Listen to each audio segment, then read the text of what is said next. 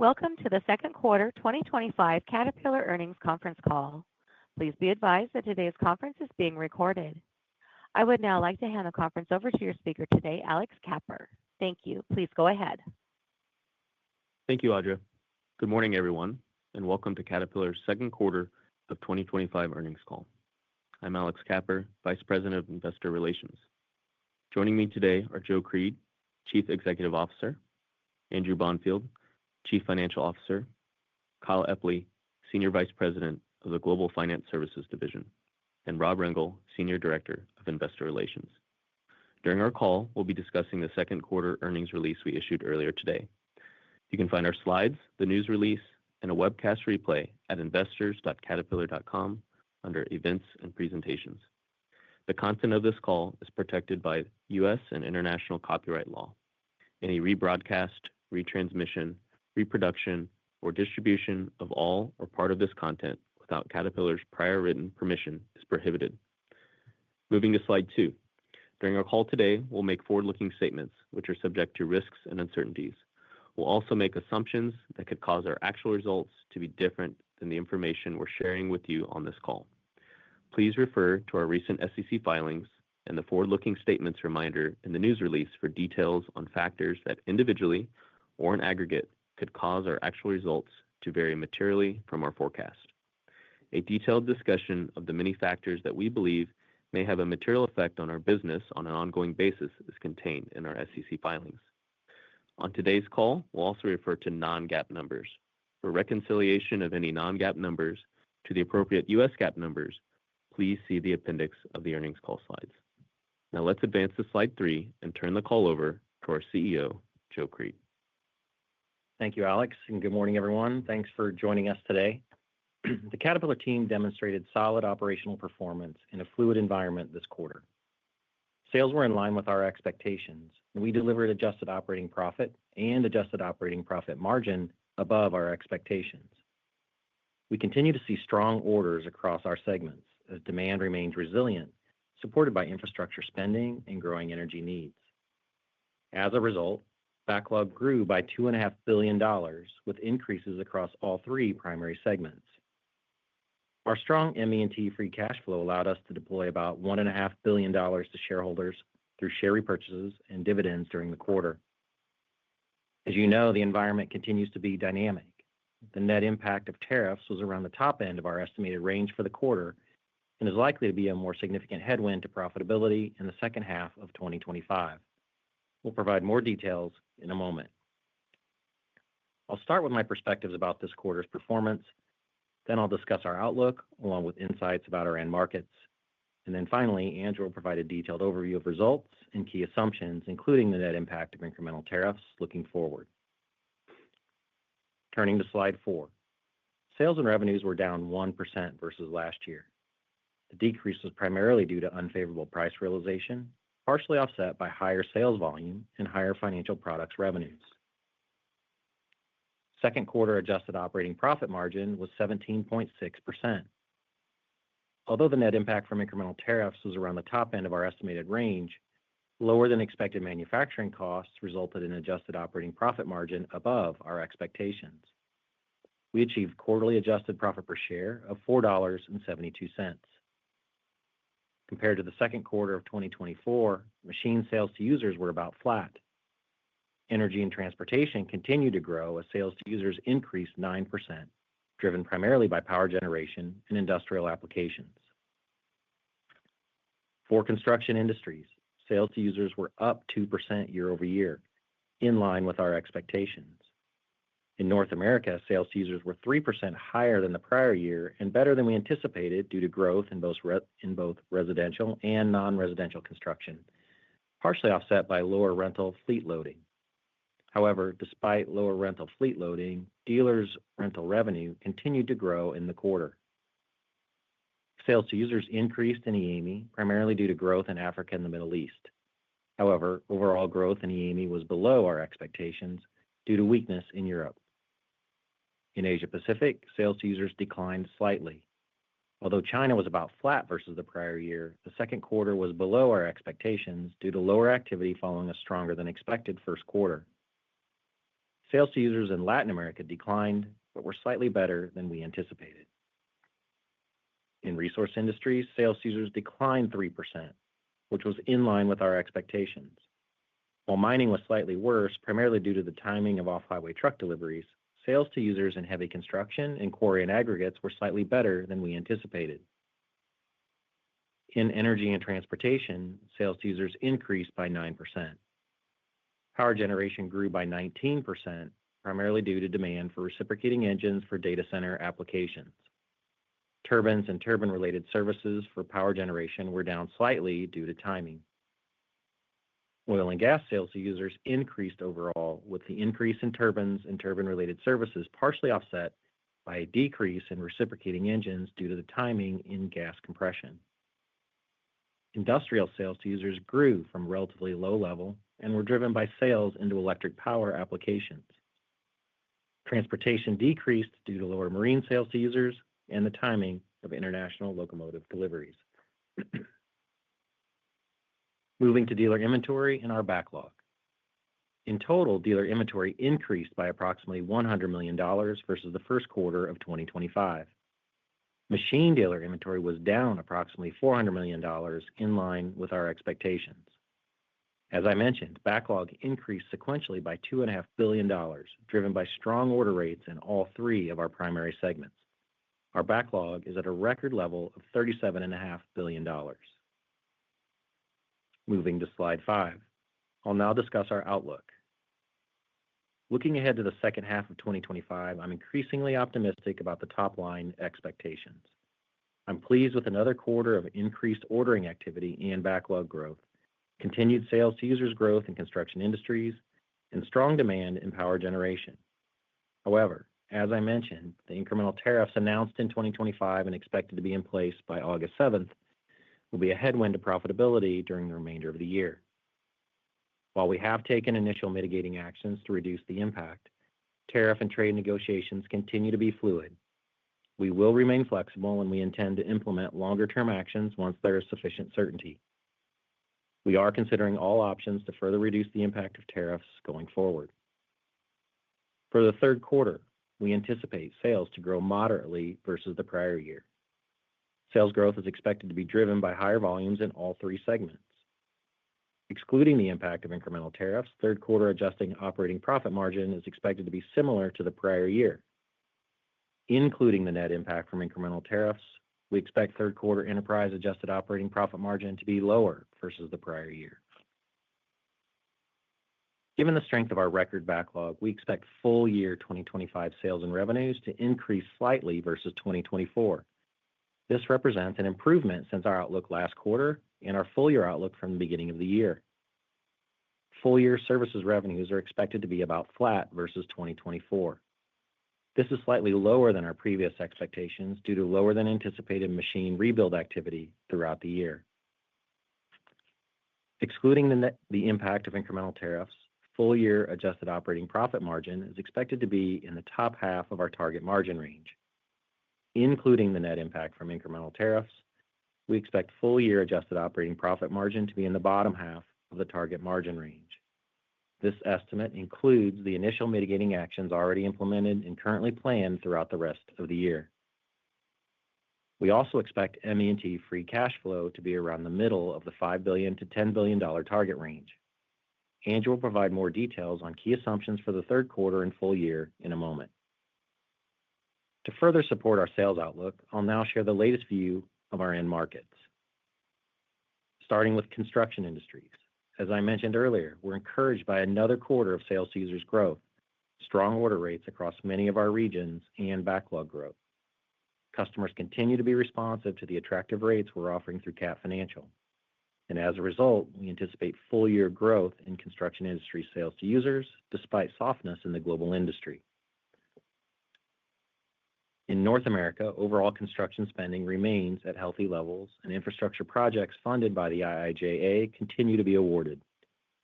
We now expect full year growth for sales to users, which is an improvement from the outlook we provided in January.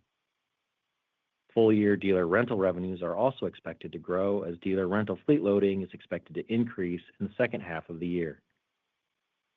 In Asia Pacific, we anticipate full-year sales to users growth.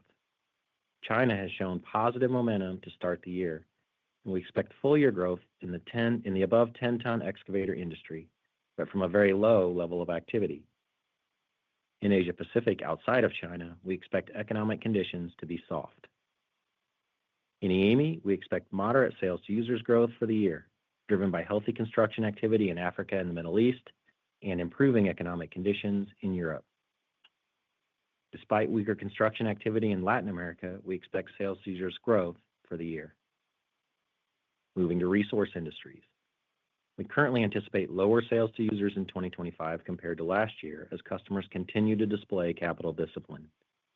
However, we see positive momentum with strong order rates and backlog growth, particularly for large mining and articulated trucks. Although most key commodities remain above investment thresholds, declining coal prices have caused an increase in the number of parked trucks. As a result, we expect slightly lower rebuild activity throughout the second half of the year. Overall, customer product utilization remains high and the age of the fleet remains elevated. We also continue to see growing demand and customer acceptance of our autonomous solution. We believe the evolving energy landscape will support increased commodity demand over time, providing further opportunities for long-term profitable growth. And finally, in energy and transportation, the backlog growth was driven by robust order activity in power generation, oil and gas, and transportation. We expect full-year growth for power generation as demand remains strong for both prime and backup power applications, driven by increasing energy demands to support data center growth related to cloud computing and generative AI. We continue to stay close to our largest data center customers and receive regular feedback on their long-term demand. In oil and gas, we expect moderate growth in 2025. For reciprocating engines and services, we continue to expect softness in well servicing due to ongoing capital discipline by our customers, industry consolidation, and efficiency improvements in our customers' operations. We do see positive momentum in demand for reciprocating engines used in gas compression applications. Solar turbines, oil and gas backlog remains strong, and we see healthy order and inquiry activity.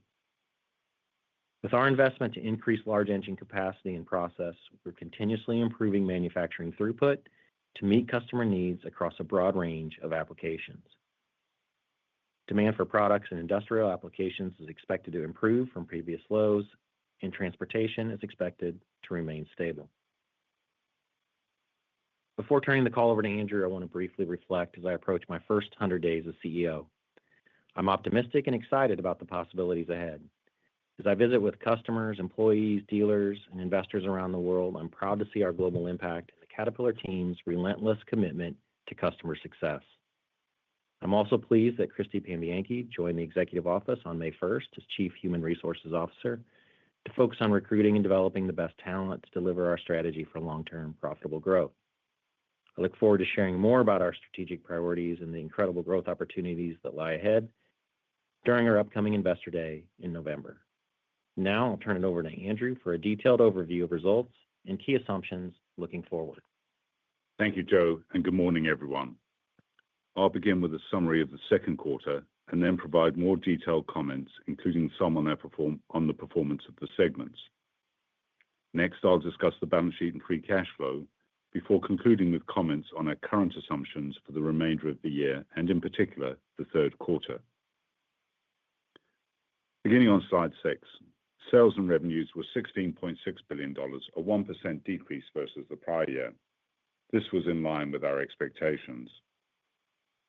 Adjusted operating profit was $2.9 billion, and our adjusted operating profit margin was 17.6%. Both were better than we expected. Profit per share was $4.62 in the second quarter, compared to $5.48 in the second quarter of last year. Adjusted profit per share was $4.72 in the quarter, compared to $5.99 last year. Adjusted profit per share excluded restructuring costs of $0.10 in the quarter.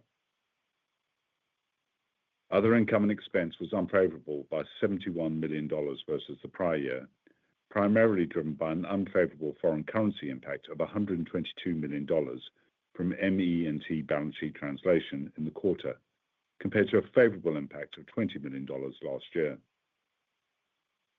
Excluding discrete items, the estimated annual effective global tax rate was 23.0%. The year-over-year impact from the reduction in the average number of shares outstanding, primarily due to share repurchases, resulted in a favorable impact on adjusted profit per share of approximately 17 cents. Moving to slide 7, I'll discuss our top-line results for the second quarter. Sales and revenues decreased by 1% compared to the prior year, primarily due to unfavorable price realization, which was partially offset by higher sales volume and financial products revenue growth. As I mentioned, sales were in line with our expectations. Moving to operating profit on slide 8. Operating profit in the second quarter decreased by 18% to $2.9 billion. Adjusted operating profit decreased by 22% versus the prior year to $2.9 billion, mainly due to unfavorable manufacturing costs that largely reflected the impact of higher tariffs and the impact of unfavorable price. Deferred compensation expense also negatively impacted operating profit in the quarter due to strength in the equity markets. This is an item we do not forecast, as it is offset by the total return swaps, which were reported as income in other income and expense. The adjusted operating profit margin was 17.6%, a decrease of 480 basis points compared to the prior year.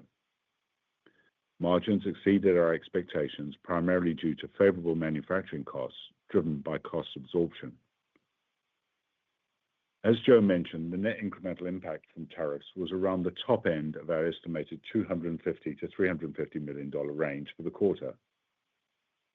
With the decrease in certain tariff rates during the quarter, we lifted some holds on inbound shipments, such that the high inbound shipment volumes more than offset the lower tariff rates. Tariffs impacted all 3 primary segments, and part of the charge was not allocated to the segments but recorded in corporate items. Also, please keep in mind the impact is net of mitigating actions in the quarter, which were of the no regrets type, mainly short-term actions around cost controls. Moving to slide 9, I'll review the performance of the segments. Starting with Construction Industries, sales decreased by 7% in the second quarter to $6.2 billion, primarily due to unfavorable price realization. Sales were about in line with our expectations, as favorable currency impacts roughly offset unfavorable price realization. Despite sales to users growth, volume was slightly negative due to a dealer inventory headwind. Price was more unfavorable than we had anticipated, as our attractive merchandising programs stimulated higher than expected sales to users in North America. By region, Construction Industry sales in North America decreased by 15% versus the prior year. In Latin America, sales decreased by 20%. Sales in the EAME region increased by 13%. In Asia Pacific, sales increased by 6%. Second quarter profit for Construction Industries was $1.2 billion, a 29% decrease versus the prior year. The segment's margin of 20.1% was a decrease of 600 basis points versus the prior year. The decrease was mainly due to unfavorable price realization. In addition, the net impact of incremental tariffs in Construction Industries had a negative impact of around 170 basis points. Excluding this impact from tariffs, the margin was slightly lower than we had anticipated, primarily due to the headwind from price realization, which I mentioned a moment ago. Turning to slide 10, Resource Industries sales decreased by 4% in the second quarter to $3.1 billion. Sales were about in line with our expectations. The 4% sales decrease was primarily due to unfavorable price realization. Second quarter profit for Resource Industries decreased by 25% versus the prior year to $537 million. The segment's margin of 17.4% was a decrease of 500 basis points versus the prior year. This was mainly due to unfavorable price realization, the net impact of incremental tariffs, and the profit impact of lower sales volume, including unfavorable product mix. The net impact of incremental tariffs in Resource Industries was approximately 230 basis points.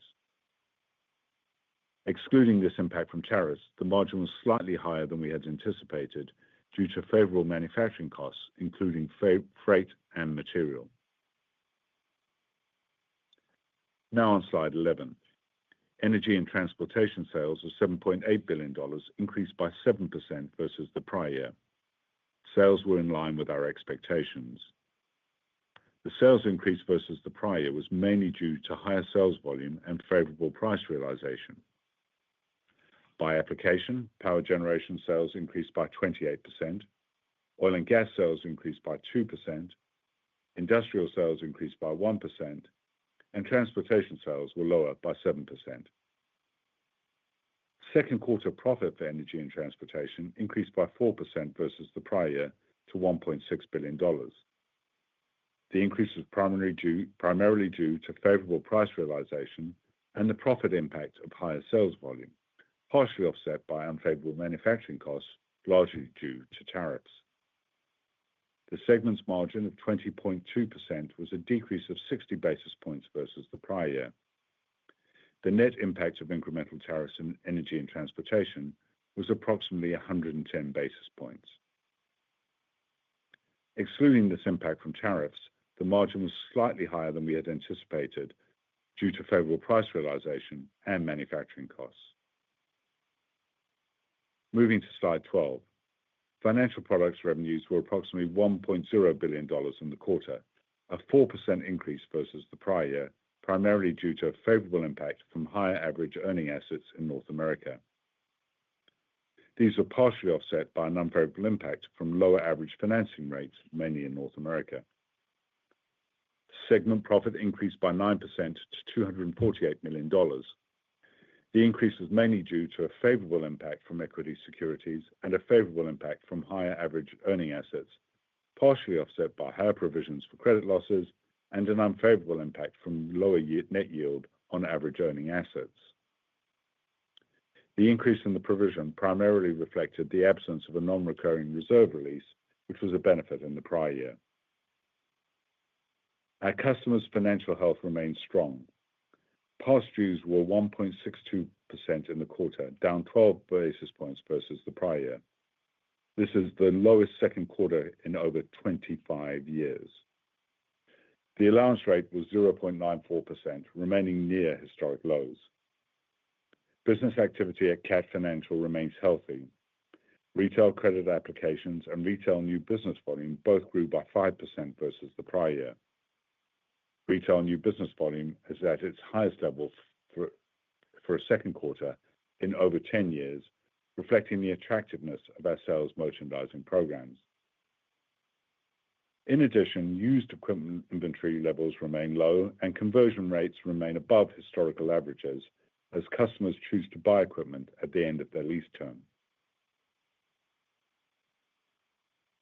Moving on to slide 13. ME&T free cash flow was about $2.4 billion in the second quarter, approximately $100 million lower than the prior year. A stronger operating cash was more than offset by higher CapEx spend. We continue to anticipate CapEx spend of around $2.5 billion for the year. Moving to capital deployment. We deployed about $1.5 billion to shareholders in the second quarter.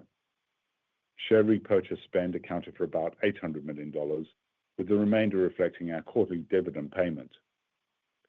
In June, we announced a 7% dividend increase, our fifth consecutive year with a high single-digit quarterly increase.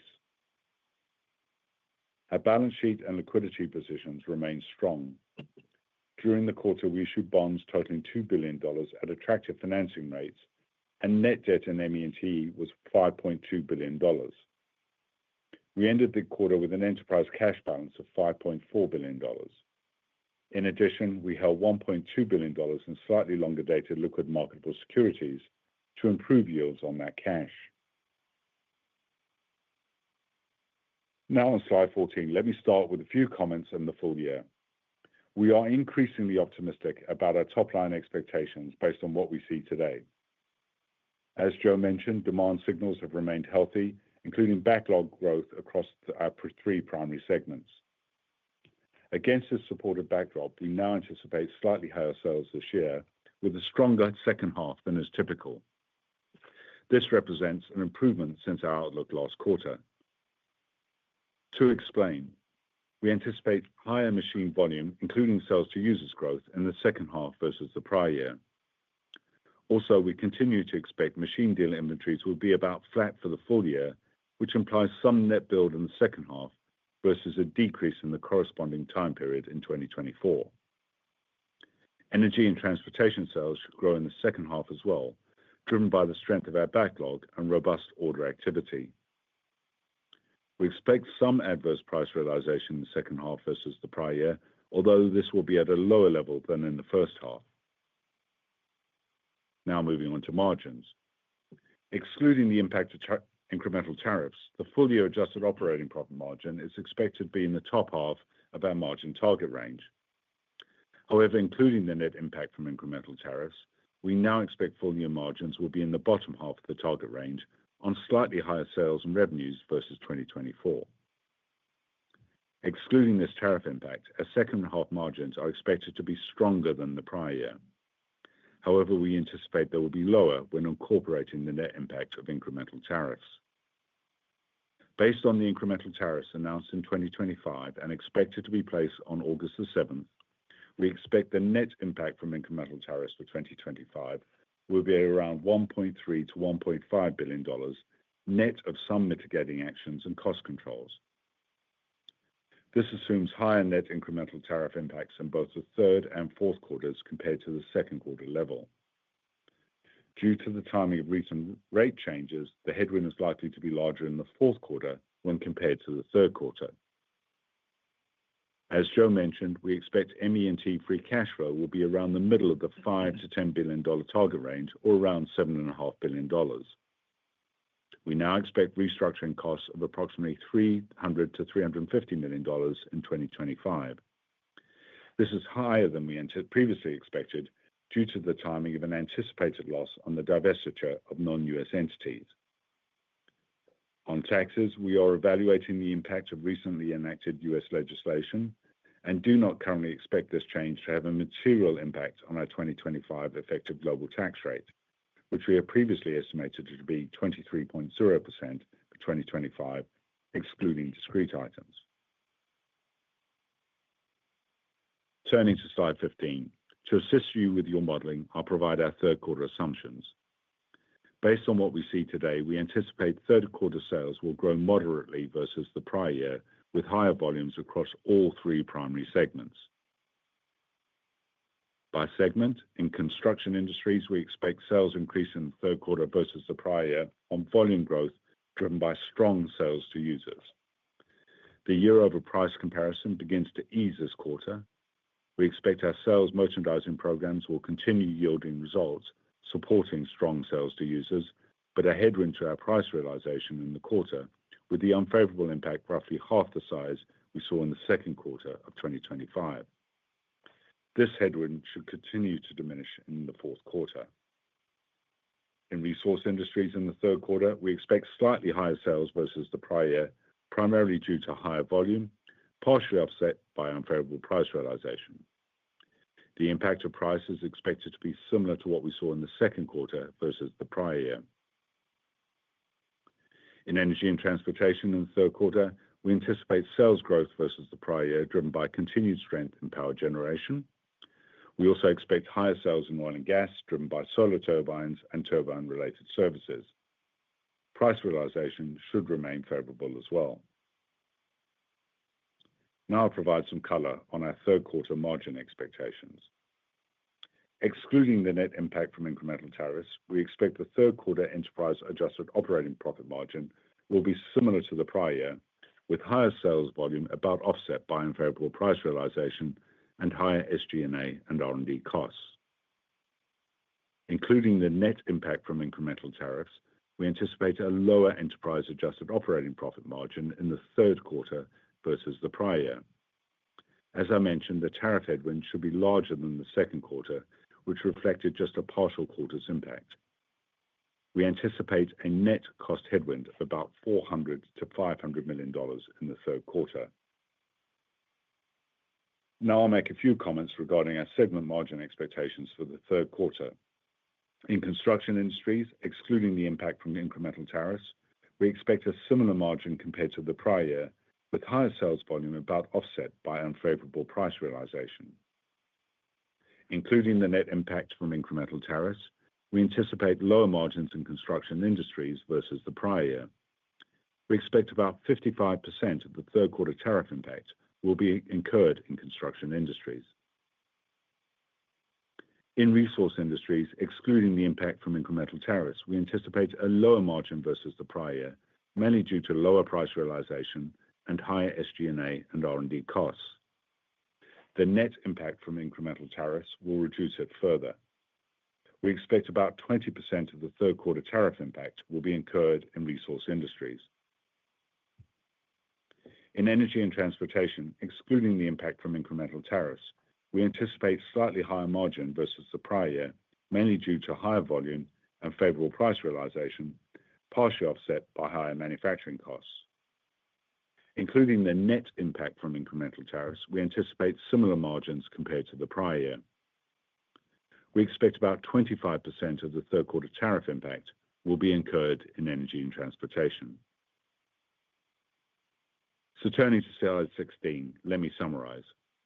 We are increasingly optimistic about our underlying business and now anticipate slightly higher sales for the full year, including a stronger second half. Business activity and customer financial health remain strong, as do our balance sheet and liquidity positions. With the net impact from incremental tariffs, we expect to be within the bottom half of our target range for adjusted operating profit margins and around the middle of the target range for ME&T free cash flow. We continue to execute our strategy for long-term profitable growth. And with that, we'll take your questions. Thank you. We will now begin the question and answer session. If you have dialed in and would like to ask a question, please press star one on your telephone keypad to raise your hand and join the queue. If you would like to withdraw your question, simply press star one again. We ask that you please limit yourself to one question to allow everyone an opportunity to ask a question. Your first question comes from Tami Zakaria with JP Morgan. Hey, good morning. Thank you so much. I appreciate the quantification of the tariff headwind. My question is not related to this year, more medium to longer term in nature. So without the tariff impact, your operating margin would have been in the top half of the target, which is absolutely impressive. So I'm curious how you're thinking about mitigating some of these tariff headwinds as you look in the medium to long term. Do you plan to change sourcing or recoup some of the headwind through pricing, or should we expect part of this tariff headwind to be sort of structural and embedded in your long-term operating margin target range that you provide? So any color on how to think about tariffs and margins in the medium to long term? Yeah, thanks, Tami. This is Joe. Before we sort of dive into that and unpack it, I think one thing that's important to understand is, maybe taking a step back and looking at the global nature and complexity of our business, the diversity of our business. We're a global business. We're proud of our global footprint that enables us to take care of customers all around the world. But as part of that global business, the U.S. represents our largest footprint. We have over 50,000 employees in the U.S. We operate out of 65 key locations in 25 different states. We have been and continue to be a net exporter out of the U.S. Since 2016, our exports, in fact, have grown 75%. And over that same time period, we've been able to increase our hourly production workforce by around 29%. We consider the breadth and diversity of our portfolio and the global end markets that we serve as a competitive advantage for us. But it does add, some complexity in our supply chain. And we have a lot of different products and segments. We've built a global supply chain that's unique to us. It works for us. It's been developed over a significant amount of time, and it allows us, The strategy behind that supply chain allows us to increase our footprint here in the U.S., like I just mentioned, but at the same time being globally competitive on our cost structure as we serve customers around the globe. So, I think you've seen that transpire in the way we've executed results over the last, 5 years or so, and it's generated good results for us. So in the context of, how we're thinking about tariffs, we just need a little bit more certainty.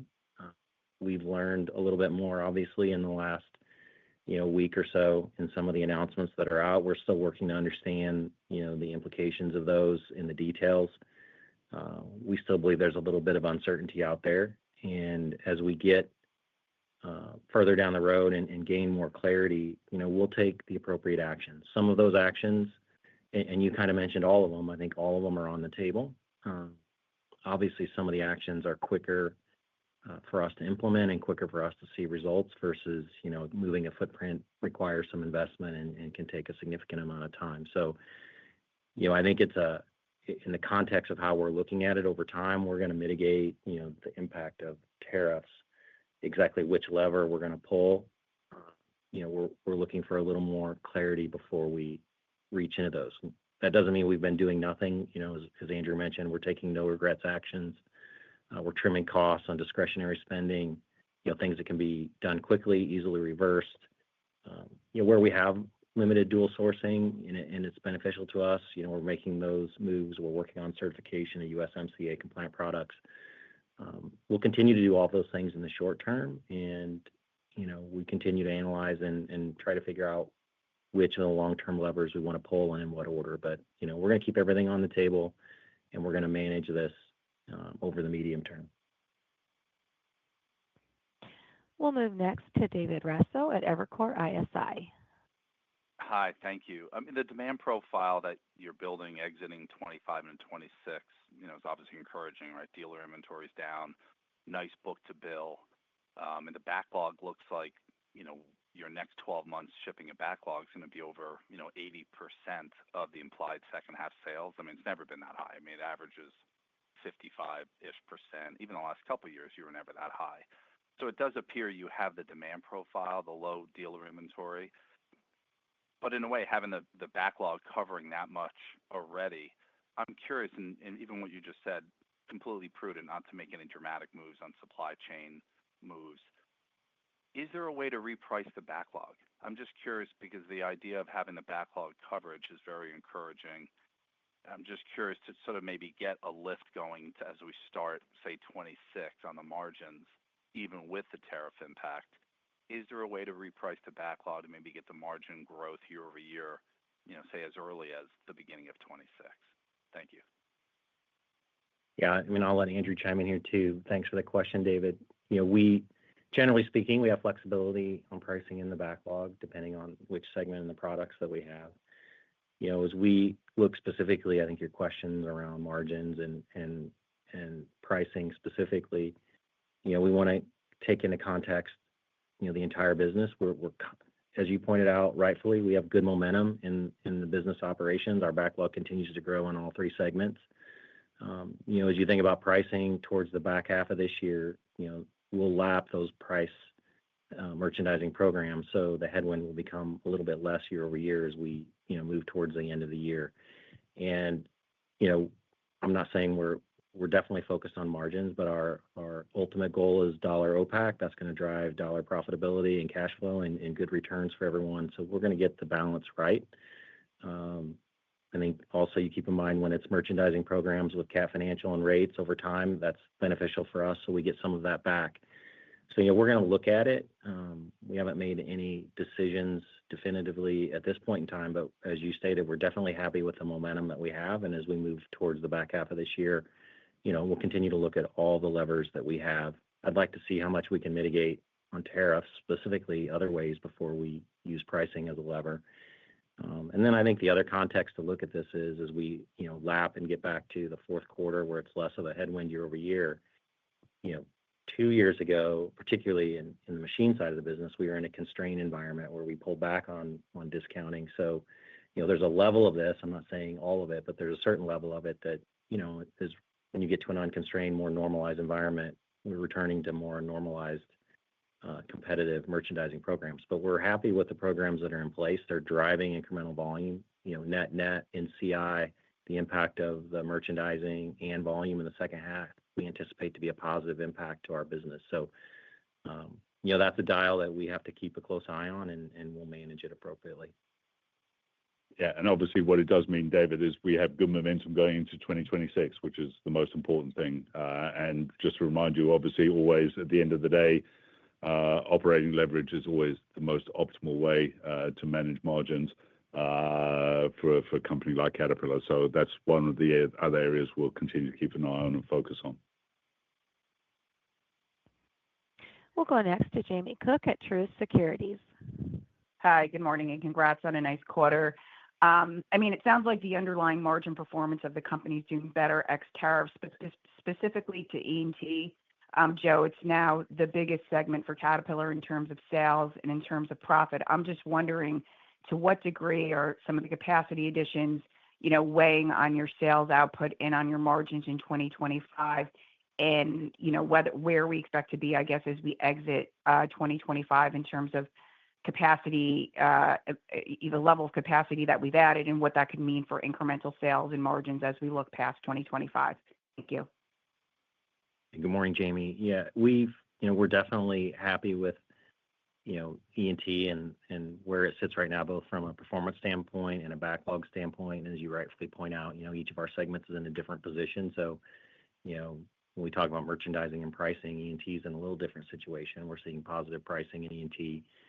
We continue to get more throughput through the factory. We were able to host many of you there a few weeks ago, so you got to see the size and scale of the capacity investment that we're making. And so we're happy that we're able to get more throughput and continue to increase our output from the factory. That's not capacity related. That's really more working with our supply chain and efficiencies in the factory and trying to get out more product. I think you'll continue to see that as we move into 2026. But the biggest sort of capacity coming online, I would think of it in terms of end of next year, heading into 27, where we will hopefully see a little bit of a step change. But it's not linear. It's also not a cliff event, but we continue to improve and try to improve output every single month. So the order rates continue to be strong. We're really happy with what we're seeing there. And as far as the efficiency goes, I would say inventory levels, and you guys were there, you saw a lot of it in efficiency when you're trying to get more product out. Same time you're doing a big capacity investment at the factory. From my standpoint, clearly we're not operating at the most efficient level that we could, but we're trying to make sure we keep up with demand. So as the capacity comes online, I would like to see us become more efficient and get to more normal operations as well. So I think there's a ton of upside here. We're extremely happy with the E&T business right now, and it's on a great trajectory. We'll go to our next question from Robert Wertheimer with Melius Research. Thanks and good morning. I Hey, have Rob. two questions, basically the same question that you just touched on. So could you talk about whether orders being placed now, are you taking orders for the expanded recip capacity that you have coming online, as you mentioned, like 26 and 27 and onward at Lafayette? And then we haven't really touched on solar capacity very much. Your opportunities there have expanded visibly in data center. I wonder if you might speak to capacity constraints there or whether you've increased capacity at solar as well. Thank you. Yeah, we're taking orders, pretty extended when it comes to, data centers. Doesn't mean we can't take orders inside the time frame, but as I mentioned in my prepared remarks, we're planning with the largest data center customers years in advance. So, we have line of sight to their schedules out into the time I think that you're referring to is when the capacity comes online. Are we full between now and then? No, we could still work some product in sooner, but we're definitely taking orders out that far and have good line of sight to what we think demand is, when that capacity comes online. And when it comes to solar, we continue to increase production there. We're pleased with the interest and uptake in the new Titan 350 platform. We're continuing to see, I would say almost unprecedented interest in power generation when it comes to solar turbines.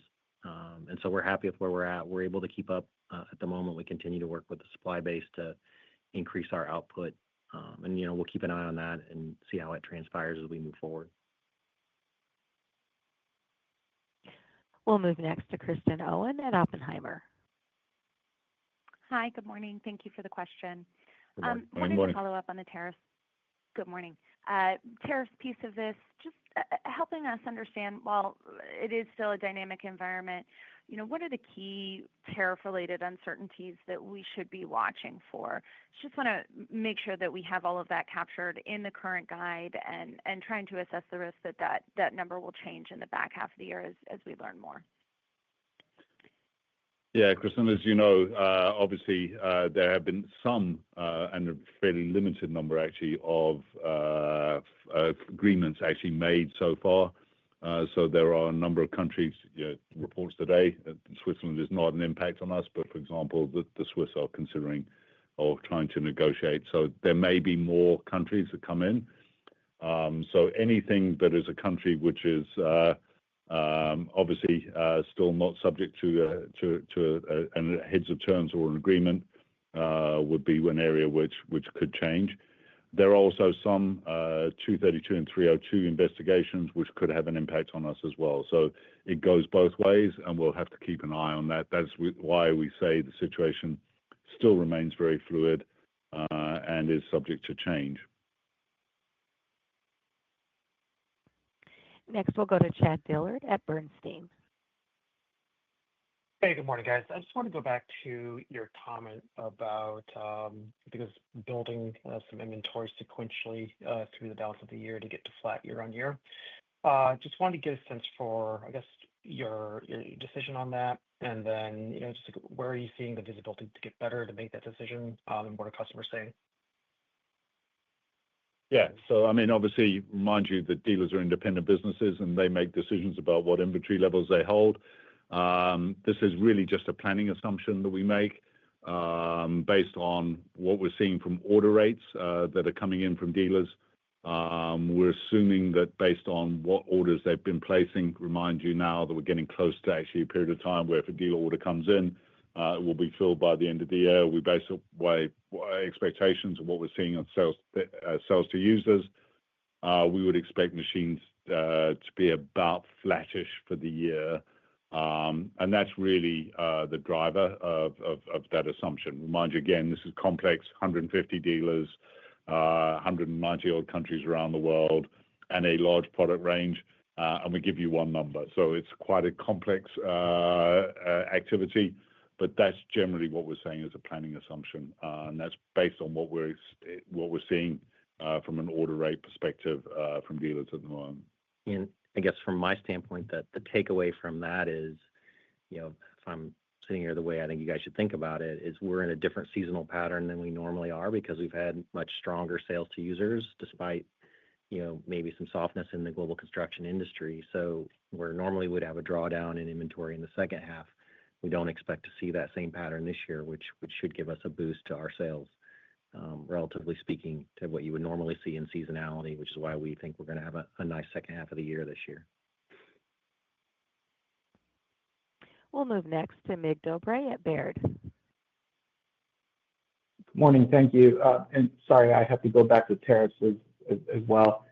I guess what I'm wondering here is your thoughts in terms of longer term, how much of this tariff drag you think you'll be able to mitigate? Is there a component that's just sort of structural and it implies maybe permanently lower margins for your business? And recognizing that things are still changing, as we think about the first half of 2026, is it appropriate to kind of flow through the drag that you talked about in the fourth quarter into the first half of 26 and basically make the assumption that maybe things don't really get better until we have easier comparisons on the tariff front, starting with Q2, Q3? Yeah, I think, I'll start, Andrew. You can feel free to chime in here, right? I think it's way too uncertain. And as Andrew just mentioned, things are still moving around to call anything permanent, right? So we're not thinking in those terms right now. We have a lot of levers at our disposal over time, and we're going to, all options are on the table for us to mitigate as we move forward. We're waiting for a little bit of more certainty, as we said. And when it comes to 2026, it's way too early for us to, talk about. We normally wouldn't, but it's in this environment, especially. Just look how much has changed in the last quarter since we talked. So it's too early to talk about 2026. Hopefully, we'll have more clarity, over the coming days and weeks, and we'll continue to keep everybody updated as we move throughout the year. But the way I would think about 2026 is in the context of the discussion we've had. We've got great operational performance right now. We've got great momentum, and we've raised our outlook for the rest of this year on the top line. And we think, we're going to have a strong second half. And obviously that builds great momentum as we head into next year. So we'll update everyone on 2026 later in the year, but I think it's just too soon. Yeah, and just as always, as a reminder, our actual focus is on profitable growth. So it's growing absolute OPAC dollars, and margins are important. That's the reason why we have guidelines. But obviously, that's not necessarily the entire focus. So you would always have to trade off, where you would see potential, volume impact versus price impact. So that would be one of the things we'll work on as we get closer to the end of the year and update you as normal in January. Next, we'll move to Steve Volkmann at Jefferies. Hey, good morning. Thank you. And maybe I'll stay with this thread because I guess the final piece of the puzzle here is sort of the competitive dynamic. And I'm curious what you're seeing from competitors. It sounds like your pins may actually be up a little bit here, but how do you balance sort of what they're doing and what you're doing and your pins targets? And we're focused on taking care of our customers and what we can do. Obviously, we're happy with the way things are going in the merchandising programs. We're getting a great response in construction industries, especially on those programs. As we mentioned, our sales to users continue to be up, particularly in North America, but globally for CI up, and despite some softness in the global construction industry. So from a performance standpoint, we feel like we're very competitive right now. Obviously, we continue to monitor that and make any adjustments as we move forward. But we have great momentum, as you suggest, and we'll keep managing it and intend to keep that going. Thank you. We'll go next to Michael Feniger at Bank of America. Great. Thanks for taking my question. Joe, just on your earlier comment on construction industries and the guidance for machine dealer inventories to finish the year flattish. I mean, I believe Q4 last year, there was a destock over $1 billion, close to 1.6. You're expecting retail sales to be positive. They've been positive. Is construction industries exiting this year in Q4? Are we up double digits as we exit this year in construction based on where the inventory levels are, what you're seeing on retail sales? And just to follow up on that, the merchandising program, you're explaining it's a success. Should we be thinking that pricing headwind is neutral as we exit the year, or it just starts to kind of narrow at a notable pace? Just any direction would be helpful there. Thanks, everyone. Yeah, we do expect a strong fourth quarter for construction industries on top of a strong performance of STUs in the third quarter. That will be because, as you quite correctly point out, the absence of that dealer inventory decrease that we saw last year of around $1.6 billion in machines, which obviously impacts both resource industries as well as construction, although the vast majority was in construction. So I think that's a reasonable assumption you're making with that regard. As far as price is concerned, the merchandising programs really started to kick in the third quarter of last year. So we are starting to lap that. That's why it's starting to decrease while we're expecting it to halve in the third quarter. We expected that to narrow further in the fourth quarter. There will still be some impact in the fourth quarter, and there will still be some drag through into 2026, subject to any other decisions we take around pricing, which we may take as we move into 2026. We'll move next to Steven Fisher at UBS. Thanks. Good morning. So it sounds like you have a more positive outlook in construction industries for the second half, including some rental fleet reloading. Can you talk about what you see driving that? And is that already based on what dealers are telling you? And if it's picking up, just tying that to the merchandising programs, I know you're lapping them year over year, but if things are picking up, kind of just thoughts around why you think you still need the merchandising incentives from here. Thank you. Yeah. So with regards to the merchandising programs, just remind you, one of the benefits of actually doing one of the things that's most attractive to many of our customers is a low interest financing.